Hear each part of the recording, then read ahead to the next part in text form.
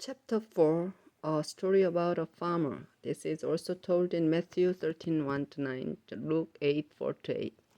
The next time Jesus taught beside Lake Galilee, a big crowd gathered. It was so large that he had to sit in a boat out on the lake, while the people stood on the shore. He used stories to teach them many things, and this is part of what he taught. Now listen.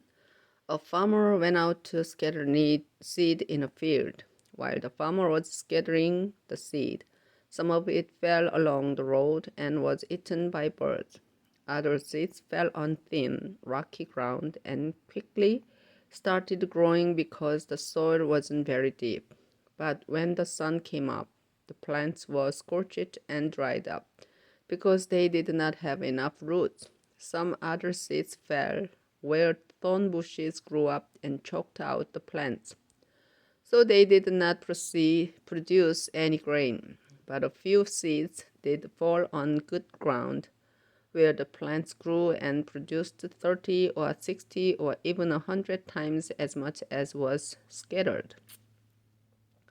Then Jesus said, "If you have ears, pay attention." Why Jesus used stories. This is also told in Matthew 13 10 to 17, Luke 8 9 10. When Jesus was alone with the 12 apostles and some others, they asked him about these stories. He answered, "I have explained the secret about God's kingdom to you, but for others I can use only stories. The reason is, these people will look and look, but never see. They will listen and listen, but never understand. If they did, they would turn to God and He would forgive them." Jesus explains the story about the farmer. This is also told in Matthew 13 18 to 23, Luke 8 11 to 15. Jesus told them, "If you don't understand this story, you won't understand any others. What the farmer is spreading is really the message about the kingdom. The seeds that fell along the road are the people who hear the message. But Satan soon comes and snatches it away from them. The seeds that fell on rocky ground are the people who gladly hear the message and accept it straight away. But they don't have any roots and they don't last very long. As soon as life gets harder or the message gets them in trouble, they give up. The seeds that fell among the thorn bushes are also people who hear the message, but they start worrying about the needs of this life. They are fooled by the desire to get rich and to have all kinds of other things. So the message gets choked out and they never produce anything. The seeds that fell on good ground are the people who hear and welcome the message. They produce 30 or 60 or even 100 times as much as was planted. Light. This is also told in Luke 8 16 to 18. Jesus also said, "You don't light a lamp and put it under a clay pot or under a bed. Don't you put a lamp on a lampstand? There is nothing hidden that will not be made public. There is no secret that will not be well known. If you have ears, pay attention. Listen carefully to what you hear. The way you treat others will be the way you will treat it. And even worse, everyone who has something will be given more, but people who don't have anything will lose what little they have." Another story about seeds. Again, Jesus said, "God's kingdom is like what happens when a farmer scatters seed in a field. The farmer sleeps at night and is up and around during the day. Yet the seeds keep sprouting and growing, and he doesn't understand how. It is the ground that makes the seeds sprout and grow into plants that produce grain.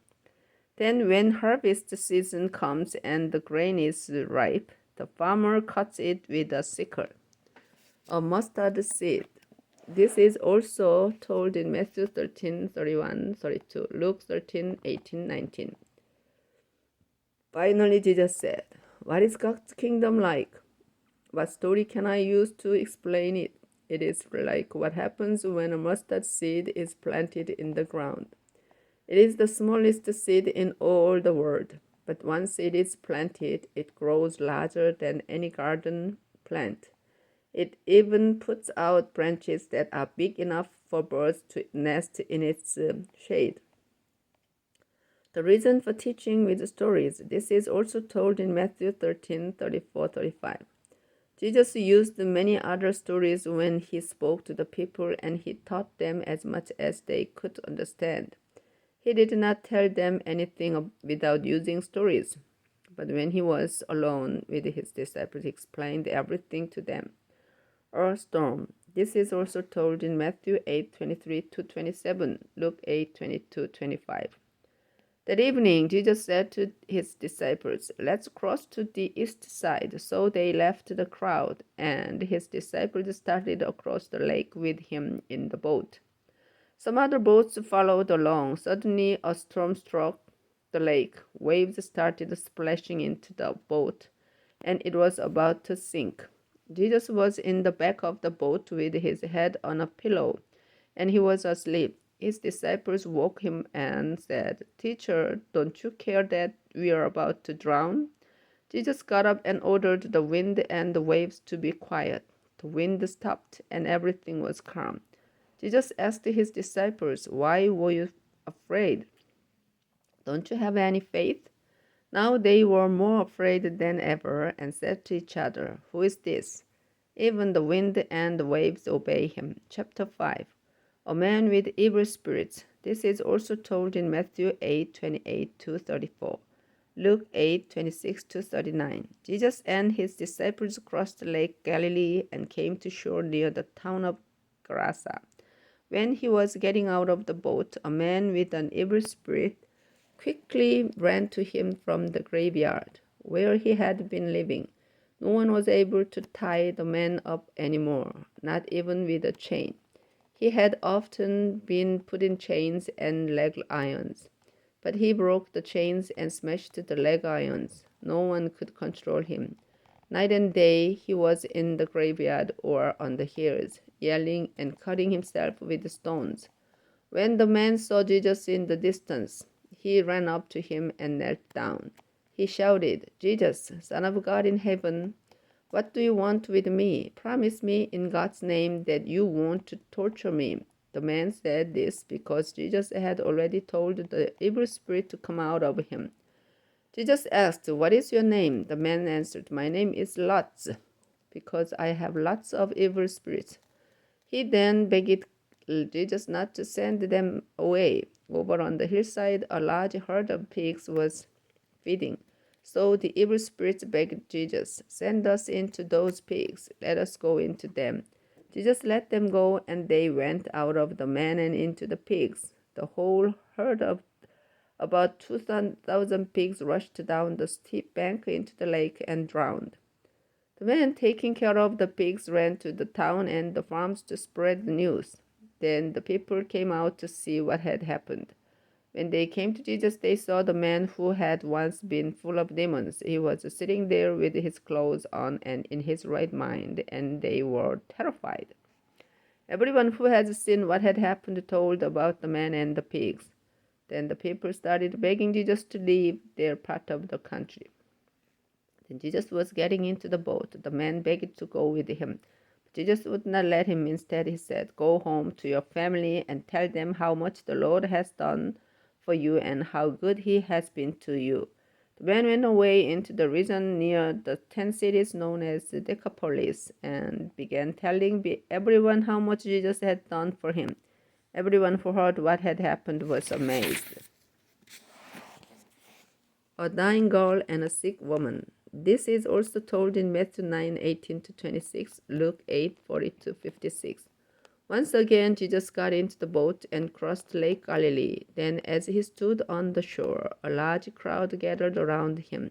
The person in charge of the Jewish meeting place was also there. His name was Jairus, and when he saw Jesus, he went over to him. He knelt at Jesus' feet and started begging him for help. He said, "My daughter is about to die. Please come and touch her so she will get well and live." Jesus went with Jairus. Many people followed along and kept crowding around. In the crowd was a woman who had been bleeding for 12 years. She had gone to many doctors, and they had not done anything except cause her a lot of pain. She had paid them all the money she had. But instead of getting better, she only got worse. The woman had heard about Jesus. So she came up behind him in the crowd and barely touched his clothes. She had said to herself, "If I can just touch his clothes, I will get well." As soon as she touched them, her bleeding stopped and she knew she was well. At that moment, Jesus felt power go out from him. He turned to the crowd and asked, "Who touched my clothes?" His disciples said to him, "Look at all these people crowding around you. How can you ask who touched you?" But Jesus turned to see who had touched him. The woman knew what had happened to her. She came shaking with fear and knelt down in front of Jesus. Then she told him the whole story. Jesus said to the woman, "You are now well because of your faith. May God give you peace. You are healed and you will no longer be in pain." While Jesus was still speaking, some men came from Jairus' home and said, "Your daughter has died. Why bother the teacher anymore?" Jesus heard what they said, and he said to Jairus, "Don't worry, just have faith."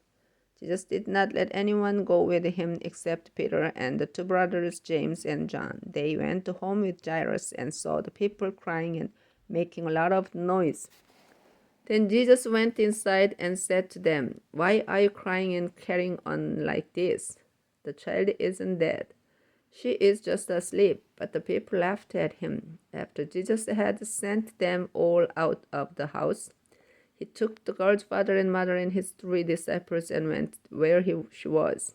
He took the 12-year-old girl by the hand and said, "Talitha cum," which means, "Little girl, get up." The girl got straight up and started walking around. Everyone was greatly surprised, but Jesus ordered them not to tell anyone what had happened. Then he said, "Give her something to eat." Chapter 6. The people of Nazareth turned against Jesus. This is also told in Matthew 13:53-58, Luke 4:16-30. Jesus left and returned to his hometown with his disciples. The next Sabbath he taught in the Jewish meeting place. Many of the people who heard him were amazed and asked, "How can he do all this? Where did he get such wisdom and the power to perform these miracles? Isn't he the carpenter, the son of Mary, Aunt James, Joseph, Judas, and Simon his brothers? Don't his sisters still live here in our town?" The people were very unhappy because of what he was doing. But Jesus said, "Prophets are honored by everyone except the people of their hometown and their relatives and their family." Jesus could not perform any miracles there except to heal a few sick people by placing his hands on them. He was surprised that the people did not have any faith. Instructions for the 12 apostles. This is also told in Matthew 10:5-15, Luke 9:1-6. Jesus taught in all the neighboring villages. Then he called together his 12 apostles and sent them out 2 by 2 with power over evil spirits. He told them, "You may take along a walking stick, but don't carry food or a traveling bag or any money. It's all right to wear sandals, but don't take along a change of clothes. When you are welcomed into a home, stay there until you leave that town. If any place won't welcome you or listen to your message, leave and shake the dust from your feet as a warning to them." The apostles left and started telling everyone to turn to God. They forced out many demons and healed a lot of sick people by putting olive oil on them. The death of John the Baptist. This is also told in Matthew 14:1-12, Luke 9:7-9. Jesus became so well known that Herod the ruler heard about him. Some people thought he was John the Baptist, who had come back to life with the power to perform miracles. Others thought he was Elijah or some other prophet who had lived long ago. But when Herod heard about Jesus, he said, "This must be John. I had his head cut off, and now he has come back to life." Herod had earlier married Herodias, the wife of his brother Philip. But John had told him, "It isn't right for you to take your brother's wife." So, in order to please Herodias, Herod arrested John and put him in prison. Herodias had a grudge against John and wanted to kill him. But she could not do it because Herod was afraid of John and protected him. He knew that John was a good and holy man.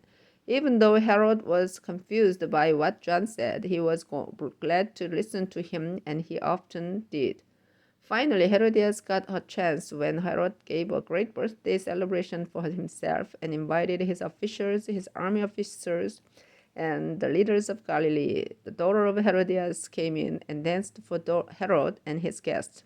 She pleased them so much that Herod said, "Ask for anything and it's yours. I swear that I will give you as much as half of my kingdom if you want it." The girl laughed and asked her mother, "What do you think I should ask for?" Her mother answered, "The head of John the Baptist." The girl hurried back and told Herod, "Straight away on a dish, I want the head of John the Baptist."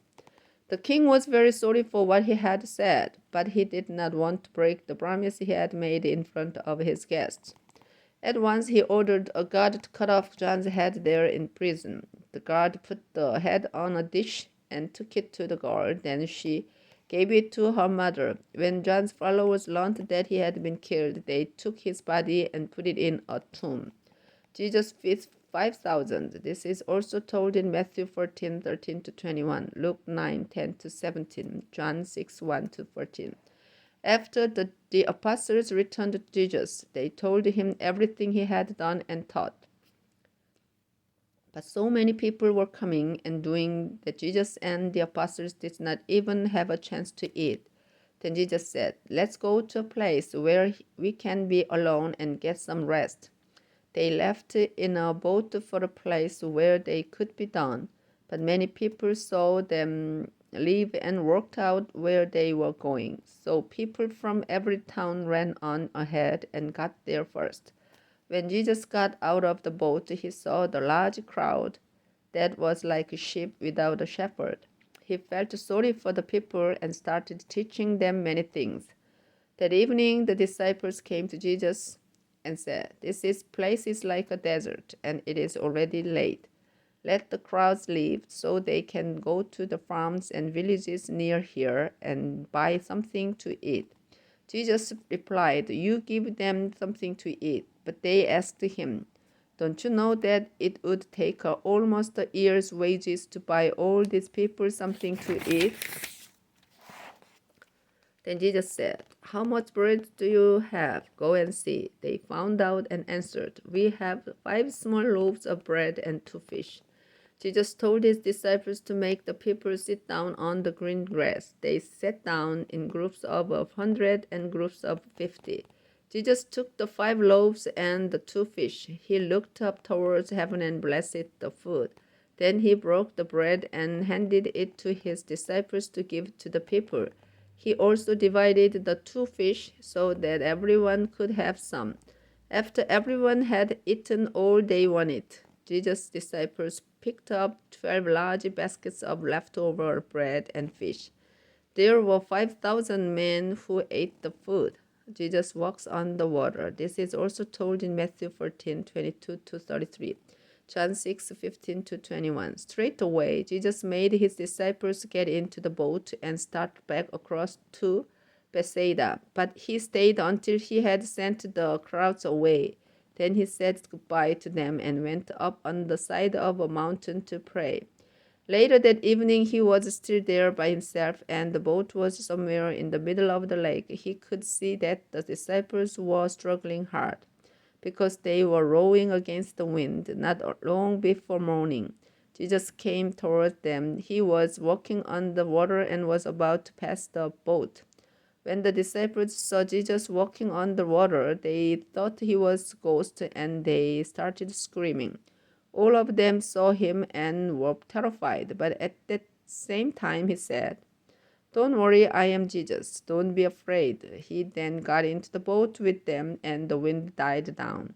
The disciples were completely confused. Their minds were closed, and they could not understand the true meaning of the loaves of bread. Jesus healed sick people in Gennesaret. This is also told in Matthew 14:34-36. Jesus and his disciples crossed the lake and brought the boat to shore near the town of Gennesaret.